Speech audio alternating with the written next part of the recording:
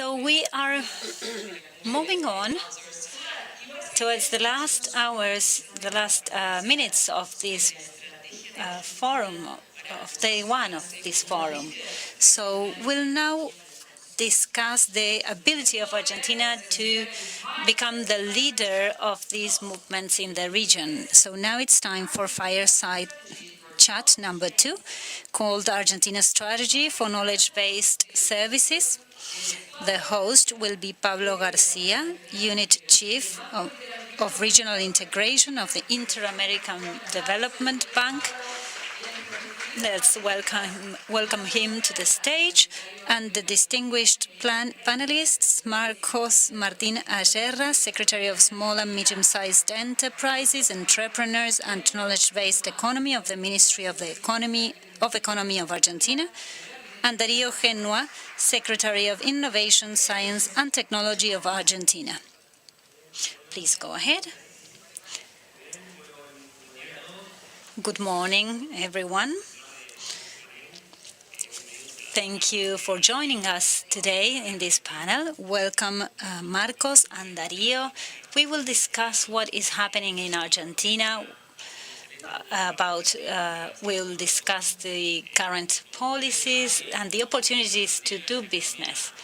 As we mentioned earlier, the knowledge-based services economy is very dynamic. It's being transformed with the surge of AI. Argentina exports close to 8 billion USD in knowledge-based services. It accounts to 9% approximately of the whole number of exports, close to the agricultural exports. It's very important. So it is a very consolidated industry. So the idea is for us to discuss with you what is going on in the country, what are the instruments being made available for you to work in Argentina. So without further ado, I'll ask Marcos and Darío to tell you about that. Maybe we can start with science and innovation first. Demian Reidel at the beginning commented that there are certain conditions needed and some conditions that are just enough. So it is important to have a proper science, technology and innovation ecosystem for this industry to be developed. So what is your view on this aspect within the government? Yes, totally. Thank you very much for the invitation. It's true.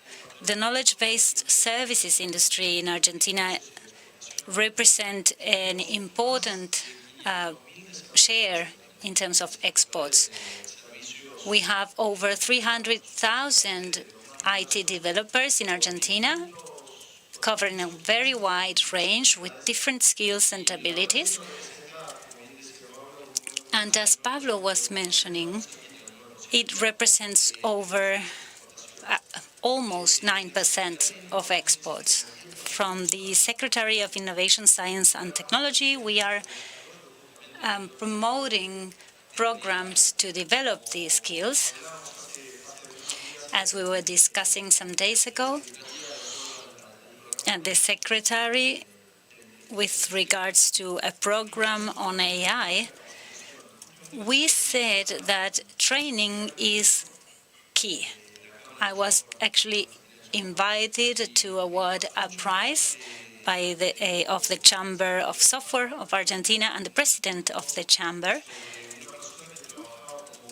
was telling a tale of someone who worked as a safe security guard at a data center, and by means of the courses that the chamber offered, that guard was able to enter the workforce of the data center. He changed his profession, his métier, from security guard to developer of a data center. And this is very interesting because it shows how resources of Argentina reskill themselves in order to develop new tasks that are better paid and have greater or higher quality. We are seeing that by means of training and education, people have greater opportunities, enabling them to access higher paid jobs or other types of jobs. So at the Secretariat, we are working that Argentina has a large industrial development, large energy development, hydrocarbons, renewable energies, nuclear energies, one of the large industries of Argentina as well, with a lot of development seen in the last years. And this is important because the human resources that we have in Argentina need to be trained and need to have the skills for those developments. So we are working vertically with the knowledge economy as a pillar in order to make the development of those areas more efficient. So our work also involves an interesting interaction between the public and the private sector. In Argentina, in the last years, there was a kind of divorce between the public and the private sector, and that caused that resulted in the different players of Argentina in those two sectors being very distant between each other. So the public sector now is working together as one body and working with the private sector, with the different players of the private sector, so that we achieve a synergy between the private and the private sector, and within the public sector in itself as well. We believe that that is a very important program that we have, and Marcos can also enlarge on that, the different programs that we've implemented to be available to the before the private actors of the economy and before the different entities of the government. We've been discussing public-private alignment a lot during this morning, and it is key to develop this industry, of course. Another issue that is very much mentioned in this industry is the SMEs issue. This industry demands a lower physical capital to be developed, so that leads to having a greater concentration of SMEs in this industry. So what is your strategy? What programs are you implementing? Yes, this is a fundamental aspect. To provide a bit of context, Argentina has not grown its employers' numbers in the last 10 years. There have been there's been creation of new employers, but overall we haven't grown. So we are actually changing the paradigm today, and I'm very excited about it. The Secretary has an SMEs regime with 1,700,000 registered SMEs, and the Secretary devoted to them. Over 10,000 companies in the knowledge services area, 70% of contributions provided by those companies. But what I mean is that it is very important to observe an integral, a comprehensive approach. When we analyze why things haven't been successful, why companies haven't been successful, we always mention macro stability, the clamp on the currency, the work regimes, or the labor regimes. This has been already treated in some recent bills and will continue to be addressed, to be improved. And lastly, we have the financial aspect. Argentina had a loan on the GDP of 4% when we entered the administration, and that made no sense. A country without currency is like playing soccer without a ball, really. So in only a few months, we've reached 7% of the GDP. Inflation rate has been lowered by 7%, and the country risk has also been lowered to 700. And we have different tools like SGRs or louvers and digital access for SMEs. And another problem is red tape. We are working hard to eliminate, dramatically eliminate red tape from all the procedures. So we are improving macroeconomical perspectives, the labor regimes, red tape, and lastly, we need to speak about large companies. The delivery centers, for instance, is a huge opportunity for Argentina.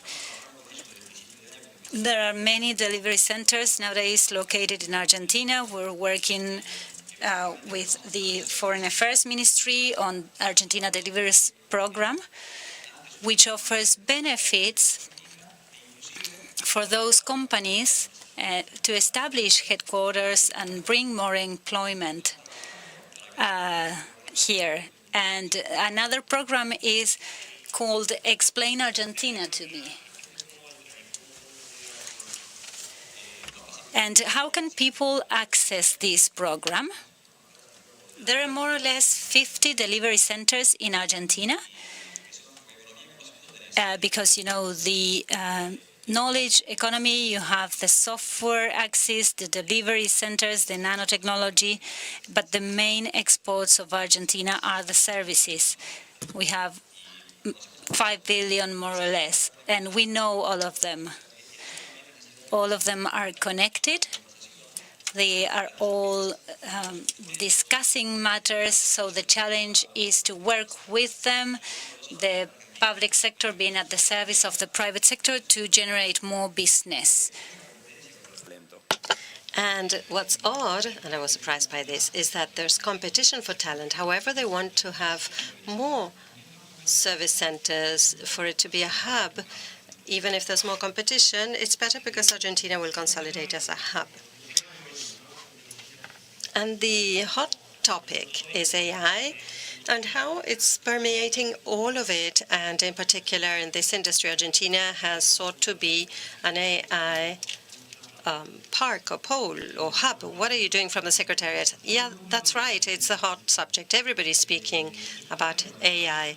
It's a huge topic, and it also has the capability of accelerating absolutely everything. It's enabling accelerated growth or development in many spaces, like you said earlier, the verticals we had proposed. But let me make just one comment on something Marcos said, which is extremely interesting too, namely how it is the government team developing this, and the synergy created between or among the government team has the power to make the government be, or the state be, not an obstacle, but a facilitator, an enabler for the development of an SME, the development of major corporations and industries, an enabler so that there are investors from the mining sector, for instance, or investors for Vaca Muerta in oil and gas, and we launched, together with the Minister Sturzenegger, based on this, and we work hand in hand with him, a page for reports on bureaucracy for people to be closer and be able to say, this is the red tape I face in my industry. My industry has all of these needs for simplification, to do things cheaper, faster, with fewer obstacles. Oftentimes, when you listen to SMEs, and I'm also an SME business person, and I've been for many years, I don't need the state to help me, but to move aside and let me work, give me the opportunity to develop. And that's what we're currently doing. We are having the government become an enabler to be part of the development of the businesses and SMEs. And back to AI, how that ties into all of this, so that from the government, with the adoption of AI and the use of AI tools, the government can be more efficient, transparent, and capable of providing better citizen services. That's extremely important as well. I listened to how a hotel may now become a healthcare center or hospital. And that's extremely interesting, because that's thinking out of the box in a space where, through a service or telemedicine, you can reach anyone who doesn't necessarily need to be there in a clinic or hospital, but at a hotel. That's understanding where development is leading us. And the development of AI by the various verticals and use cases has the opportunity to do precisely that, accelerating processes, accelerating capabilities, and developing businesses that would take longer in a much shorter time frame. So AI, we think, is one of the key sectors. Having said this, one of the spaces we believe will be truly capable for future is what's needed for AI: data centers and connectivity as the foundations for its development, but also human resources. Human resources need to have the right training to develop into the future. So there's a great future for investing in data centers in Argentina, in communication and connectivity networks, and obviously the energy, which is a necessary and extremely important piece for these tools to develop. In the area of AI, there is plenty of how can we have AI move into government too? What are you doing in that regard? We are working to include AI tools in all the services the state provides to the state. The state provides services to the state and to citizens, my secretariat especially. The GDE, Electronic Document Manager, online or distance formalities. We are automating procedures. We have over 22,000 formalities to include AI. We'll try to reach 2,000. Having such large automation will contribute toward streamlining the state. And on the other hand, there is one application you may be familiar with, which is Mi Argentina. We're also using AI tools there. Firstly, in the chatbot, a significant piece of it, because we are adding many features so that you don't get lost when you go into Mi Argentina. Because as you add more and more features, what you create is great in terms of proximity, but it also creates complexity. And that's what we are trying to reduce by the implementation of AI tools as part of the chatbot. Marcos, many of the people here who are not from Argentina and have come to Argentina and are thinking about what they can do here, where to invest, will obviously be in Buenos Aires. But I think it's important for them to know that Argentina is huge and we have plenty of potential in many different areas, and the knowledge-based industries have a development hub in every province, and I am aware that the government has a federal perspective of this.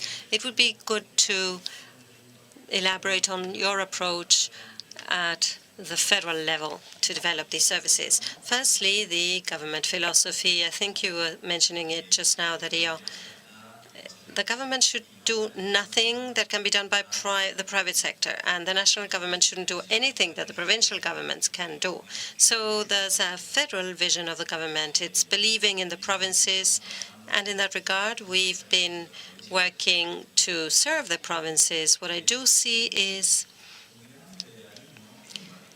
great federalism, in particular in the knowledge economy. It's behind all industries. There are some 40 clusters of knowledge-based economists in the country, in Rafaela, Tandil, 40 in all, and they have the federal cluster network. They have joined, as we have the Argenco and CECI, various different trade associations, but that has been highly federalized already.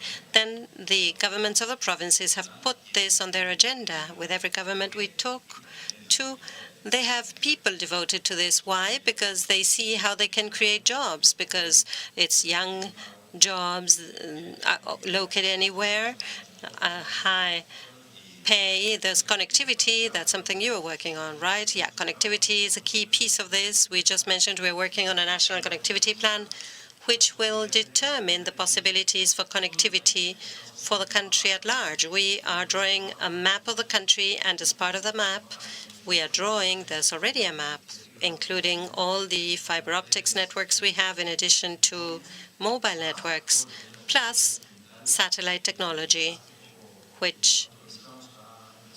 and recently we've authorized companies like Starlink, OneWay, or Scalper to provide services in the country.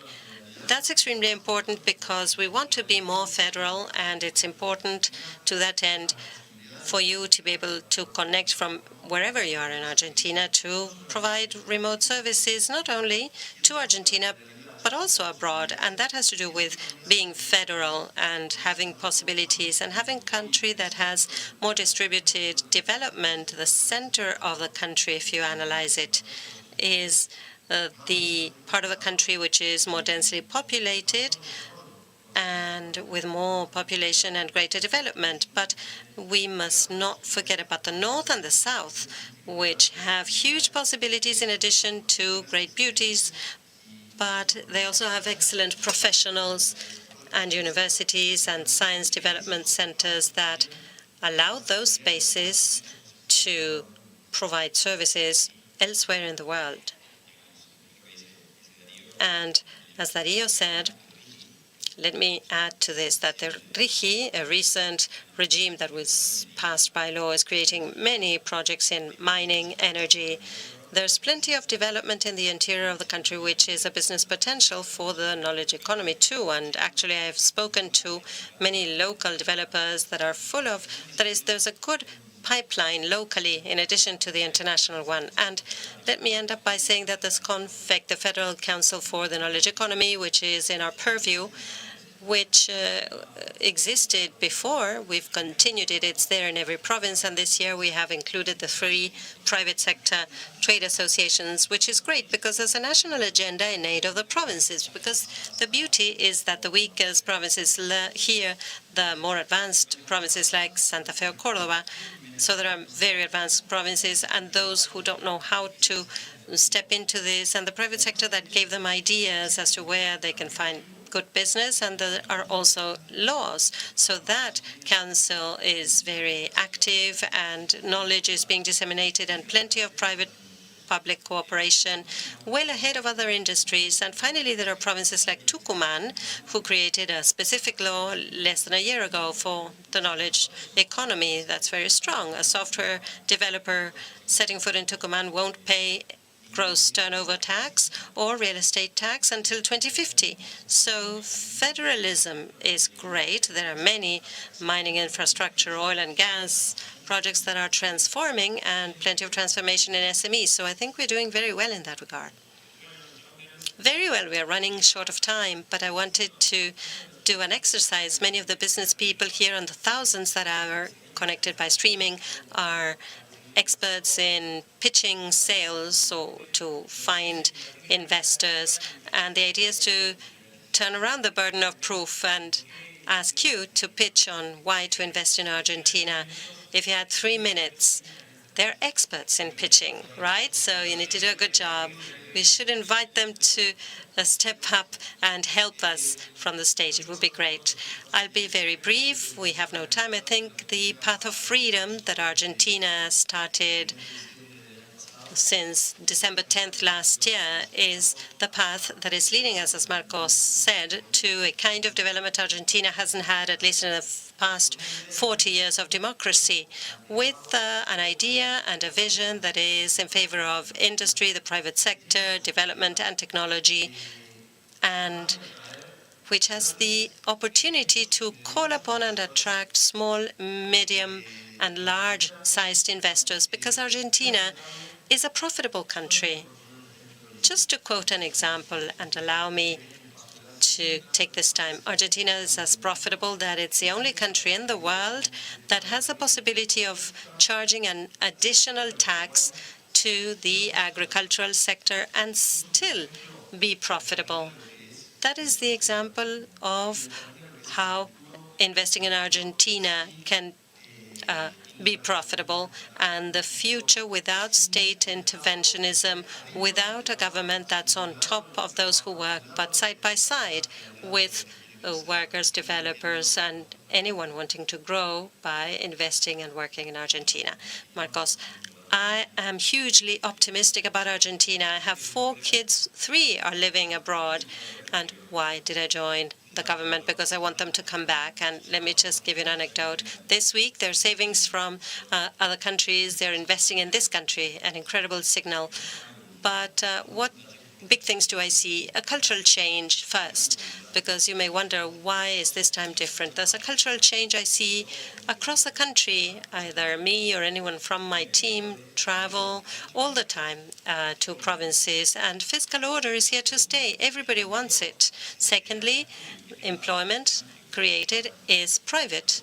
It's no longer from the public sector. The question is how much, to what extent the public sector will diminish. It's a cultural change.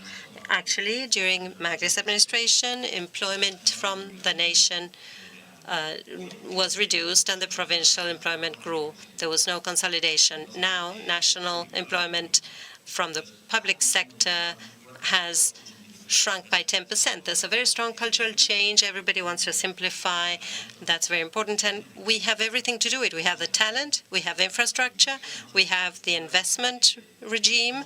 There are new infrastructure investments. We've had no financing. Developed countries have 1 GDP worth of corporate financing.